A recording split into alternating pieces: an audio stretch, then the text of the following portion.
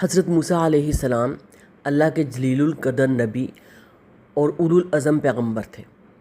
آپ کا تذکرہ سب انبیاء سے زیادہ قرآن پاک میں 130 سے زائد مقامات پر آیا ہے۔ آپ بنی اسرائیل کی قوم سے تعلق رکھتے تھے۔ آپ کی پیدائش اس وقت ہوئی جب فرعون لڑکوں کو قتل کرا رہا تھا۔ فرعون کیوں کروا رہا تھا؟ اس کو خوف تھا کہ بنی اسرائیل سے کوئی بچہ اس کی حکومت کا خاتمہ کرے گا، یعنی یہ بنی اسرائیل اس وقت غلام تھے اور فرعون ان کا حاکم تھا، بادشاہ تھا۔ موسیٰ علیہ السلام کی والدہ بہت پریشان تھیں۔ اللہ نے ان کے دل میں وحی ڈالی کہ بچے کو دودھ پلاؤ، جب خطرہ ہو تو اسے ایک صندوق میں رکھ کر دریا میں چھوڑ دو۔ اللہ نے فرمایا ہم اسے تمہیں واپس لوٹائیں گے۔ دریا کا بہاؤ موسیٰ کو فرعون کے محل کے قریب لے گیا۔ فرعون کی بیوی آسیہ نے موسیٰ کو دیکھا اور پیار کیا۔ انہوں نے فرعون سے بچے کو نہ مارنے کی درخواست کی۔ یوں موسیٰ علیہ السلام اور وہ کون تھی؟ وہ حضرت آسیہ تھی جو 4 عظیم ترین عورتوں میں سے ایک ہیں۔ یوں موسیٰ علیہ السلام اپنے دشمن کے گھر میں پلے۔ حضرت موسیٰ کے لیے کوئی عورت دودھ پلانے کے لیے راضی نہ ہوئی اور نہ حضرت موسیٰ نے کسی دوسری عورت کا دودھ پیا۔ اللہ نے موسیٰ کی ماں کو ہی دودھ پلانے والی بنا دیا ان کی بہن کے ذریعے سے۔ یوں اللہ کا وعدہ پورا ہوا کہ وہ موسیٰ کو لوٹائے گا۔ حضرت موسیٰ جوان ہو گئے اور اللہ نے انہیں حکمت اور علم عطا کیا۔ ایک دن موسیٰ شہر میں داخل ہوئے۔ وہاں 2 افراد لڑ رہے تھے، ایک قبطی تھا اور ایک بنی اسرائیلی، یعنی ایک حضرت موسیٰ کی قوم کا بنی اسرائیلی تھا اور ایک فرعون کی قوم کا قبطی تھا۔ بنی اسرائیلی نے موسیٰ سے مدد مانگی۔ موسیٰ نے قبطی کو مکہ مارا، وہ مر گیا۔ ان کا ارادہ نہیں تھا لیکن وہ مر گیا۔ موسیٰ نے فوراً توبہ کی، یعنی قتل کا ارادہ نہیں تھا۔ موسیٰ نے فوراً توبہ کی اور اللہ سے معافی مانگی۔ اگلے دن پھر وہی بنی اسرائیلی کسی اور سے لڑ رہا تھا۔ حضرت موسیٰ نے کہا تم بڑے جھگڑالو ہو۔ قبطی نے شور مچایا کیا تم مجھے بھی مارو گے؟ یہ بات شہر میں پھیل گئی۔ ایک مخلص شخص نے آ کر کہا فرعون کے لوگ تمہیں قتل کرنا چاہتے ہیں، یعنی فرعون کے جو بادشاہ تھا اس کے لوگوں کو پتہ چلا کہ یہ مار ہے، ایک بندہ اس نے ہمارا مار دیا ہے، تو انہوں نے کہا کہ ہم جلد اس کو موسیٰ کو قتل کریں گے۔ موسیٰ مصر چھوڑ کر مدین کی طرف روانہ ہو گئے۔ وہ بہت تھک چکے تھے، چلتے چلتے بھوکے اور تنہا تھے۔ انہوں نے کہا اے رب میں تیرے ہر احسان کا محتاج ہوں، ربی انی لما انزلت الی من خیر فقیر۔ مدین پہنچے تو 2 لڑکیاں نظر آئیں جو پانی بھرنے سے روک رہی تھیں۔ موسیٰ نے ان کی مدد مانگی۔ لڑکیوں نے اپنے والد حضرت شعیب علیہ السلام سے ذکر کیا۔ شعیب علیہ السلام نے موسیٰ کو بلایا۔ موسیٰ نے اپنی داستان سنائی۔ شعیب علیہ السلام نے تسلی دی، اب تم ظالموں سے بچ چکے ہو۔ ایک بیٹی نے سفارش کی انہیں ملازم نہ رکھ لیں، یہ دیانتدار اور طاقتور ہیں۔ شعیب علیہ السلام نے موسیٰ کو اپنی بیٹی سے نکاح کی پیشکش کی اور نکاح کے بدلے 8 یا 10 سال کام کی شرط رکھی۔ موسیٰ نے یہ شرط قبول کر لی۔ اب یہ شرط قبول کرنے کے بعد مدت پوری ہونے کے بعد موسیٰ علیہ السلام اپنی بیوی کے ساتھ مصر روانہ ہوئے۔ رستے میں طور پہاڑ کے پاس آگ دیکھی۔ حضرت موسیٰ نے کہا میں وہاں سے کچھ لاتا ہوں۔ وہاں جا کر اللہ تعالیٰ نے ان سے کلام کیا۔ اللہ تعالیٰ نے فرمایا میں تمہارا رب ہوں، اپنے جوتے اتار دو، تم پاک وادی میں ہو۔ اللہ نے انہیں نبوت عطا فرمائی، یعنی نبی مبعوث فرمایا۔ موسیٰ نے اللہ سے کہا میرا سینہ کھول دے، کام آسان کر دے، میرے بھائی ہارون کو میرا مددگار بنا دے۔ رب اشرح لی صدری ویسر لی امری واحلل عقدۃ من لسانی یفقہوا قولی واجعل لی وزیرا من اہلی۔ اللہ نے دعا قبول کی۔ اللہ نے موسیٰ کو معجزات عطا کیے، لاٹھی جو سانپ بن جاتی تھی، ہاتھ جو روشنی سے چمکنے لگتا تھا۔ اللہ نے حکم، یعنی ید بیضا اور عصا، اللہ نے حکم دیا فرعون کے پاس جاؤ، وہ سرکش ہو گیا ہے۔ موسیٰ اور ہارون وہ اپنے آپ کو خدا کہنے لگ گیا ہے۔ حضرت موسیٰ نے کہا میں کیسے جاؤں؟ اللہ تعالیٰ نے فرمایا نرمی کرو جا کے۔ موسیٰ اور ہارون فرعون کے دربار میں پہنچے۔ ان دونوں نے کہا فرعون کے سامنے جا کے ہم رب العالمین کے رسول ہیں۔ فرعون نے مذاق اڑایا تم دونوں دیوانے ہو، میں تو خود رب ہوں۔ موسیٰ نے معجزہ دکھایا اور موسیٰ نے کہا خدا کا خوف کرو، پڑھو لا الہ الا اللہ، اللہ ایک ہے، لیکن وہ نہ مانا اور اس نے ان دونوں کا مذاق اڑایا۔ پھر حضرت موسیٰ نے معجزہ دکھایا اور حضرت موسیٰ کا عصا سانپ بن گیا۔ فرعون نے جادوگر بلائے اور جادوگروں نے اپنے تمام تر جادو یوز کر کے اپنی لاٹھیاں پھینکی اور وہ سانپوں کی مانند لگنے لگیں۔ موسیٰ نے بھی لاٹھی پھینکی، اپنا عصا پھینکا تو وہ سارے کے سارے ان کے جادوگروں کے سانپوں کو نگل گئیں۔ تو جادوگر جو ہیں وہ بہت زیادہ متاثر ہوئے، اور جادوگروں کو پتہ تھا کیونکہ وہ جھوٹے ہیں تو وہ جلدی سے سجدے میں گر گئے اور کہا ہم موسیٰ اور ہارون کے رب پر ایمان لائے۔ فرعون نے دھمکی دی میں تمہارے ہاتھ پاؤں کاٹ دوں گا اپوزٹ ڈائریکشن سے۔ جادوگروں نے کہا ہم رب کی طرف لوٹیں گے، کوئی فرق نہیں پڑتا۔ فرعون نے موسیٰ اور بنی اسرائیل پر ظلم کیا۔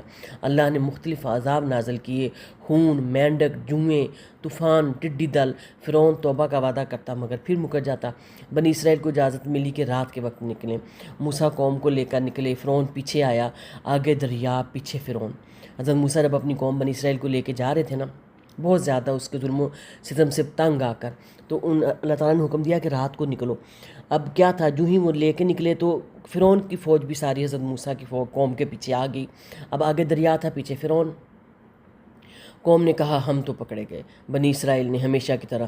حضرت موسیٰ نے کہا ہرگز نہیں، میرا رب میرے ساتھ ہے۔ اللہ نے حکم دیا عصا مارو دریا پر، دریا پھٹ گیا، رستے بن گئے۔ موسیٰ اور بنی اسرائیل کی ساری قوم بہت ہی آرام سے دریا میں سے، خشک رستے میں سے گزر گئی۔ جب فرعون نے دیکھا کہ یہ دریا میں سے رستہ ہے تو وہ بھی اسی رستے کے اوپر چل پڑا، لیکن اللہ کا حکم تو کچھ اور ہی تھا۔ فرعون نے پیچھا کیا اور دریا وہیں بند ہو گیا۔ فرعون غرق ہو گیا۔ غرق ہونے کے وقت فرعون نے کہا میں ایمان لاتا ہوں۔ اللہ نے فرمایا اب ایمان لاتے ہو، ہم تیرے جسم کو بچائیں گے تاکہ لوگوں کے لیے نشانی ہو۔ بنی اسرائیل کو نجات ملی۔